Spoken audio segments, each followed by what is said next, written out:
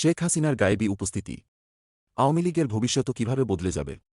বাংলাদেশের রাজনীতি এখন যেন এক নতুন বাঁক নিচ্ছে, আর এই মহাবিপর্যয়ের কেন্দ্রবিন্দুতে রয়েছে আওয়ামী লীগ। গত বছর ৫ আগস্টের গণঅভ্যুত্থান সবার মাথা ঘুরিয়ে দেয়।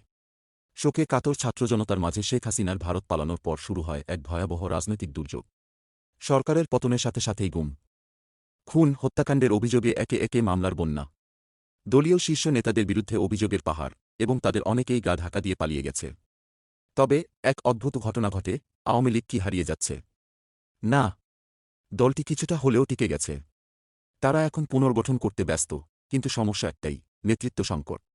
দলের শীর্ষ নেতারা সবাই বিদেশে চলে গেছেন। কেউ বেরিয়ে গেছেন, আর বাকিরা প্রকাশ্যে আসতে চান না। একদিকে দলের নেতাকর্মীরা মাঠে নামার জন্য প্রস্তুত নয়, অন্যদিকে শেখ হাসিনার বার্তা পৌঁছানোর জন্য এক নতুন মুখের সন্ধান চলছে।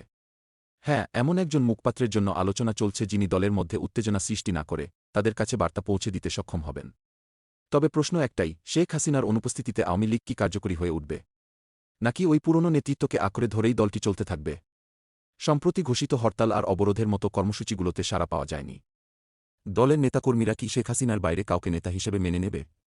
এখন আওয়ামী লীগ কি সত্যিই নতুন নেতৃত্বের দিকে যাবে, অথবা তাদের পুরনো নেতৃত্বকেই আঁকড়ে ধরে থাকবে? এই অজানা পথে দলের ভবিষ্যৎ কোন দিকে যাবে, সেটা কি খুব শিগগিরই জানা যাবে?